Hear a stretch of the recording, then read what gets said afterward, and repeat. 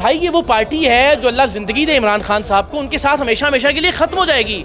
اس ملک میں یا تو پاکستان کے مڈل کلاس لوگوں نے مریم نواز اور بلاول بھٹو کے بچوں کی غلامی کرنی ہے اگلے 50 سال، یا پھر اپنی ایک پارٹی بنانی ہے۔ اس کے علاوہ کوئی آپشن نہیں۔ میں ابھی لندن گیا ہوں، سارا میر صاحبہ ہم سب جانتے ہیں کہ بدتمیز ترین شخصیت تصور کی جاتی ہے پاکستان تحریک انصاف کی۔ فیملی کے ساتھ خیال کیجئے، نہیں کریں گے تو ظاہر ریئیکشن مختلف ہوگا۔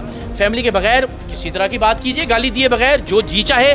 میں کوشش کروں گا اپنا موقف آپ کے سامنے رکھنے کی۔ صرف ایک صحافی کے طور پر بھی جب ہم تنقید کرتے تھے تو پولیٹیکل پارٹیاں کیا کیا کچھ نہیں کرتی تھیں۔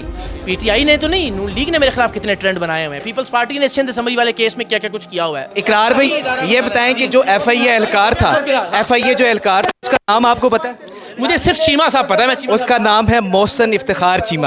میں آپ کو بتا دیتا ہوں۔ اللہ تعالیٰ ان کے لیے آسانیاں کرے۔ اور میں سمجھتا ہوں دوسرا سر مجھے یہ بتائیے گا، یہ آپ کے ساتھ پہلا انسیڈنٹ تھا، تو ہو سکتا ہے کہ مستقبل میں بھی کوئی ایسے لوگ، سازشی لوگ جو آپ سے نفرت کرتے ہیں، چاہے پی ٹی آئی کے ہوں یا دیگر پارٹیز کے، وہ بھی اس طرح کی حرکت کرنے کی خواہش رکھتے ہوں، تو ان لوگوں کو کیا پیغام دیں گے؟ 1000% ضرور کریں۔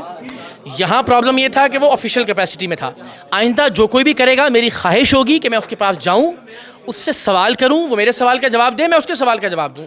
اس میں کوئی حرج نہیں ہے کہ ہم مکالمے کو، بحث مباحثے کو، گفتگو کے کلچر کو فروغ دیں۔ تو میں بھائی میں ابھی لندن گیا ہوں، سارا میر صاحبہ ہم سب جانتے ہیں کہ بدتمیز ترین شخصیت تصور کی جاتی ہے پاکستان تحریک انصاف کی۔ میں چل کے ان کے پاس گیا کہ بھائی آپ میری بات سنیے اور آپ کی جو ریزرویشن ہے وہ مجھے بتائیے۔ تو کوئی فرق نہیں پڑتا، جس کا جی چاہے، جیسے جی چاہے۔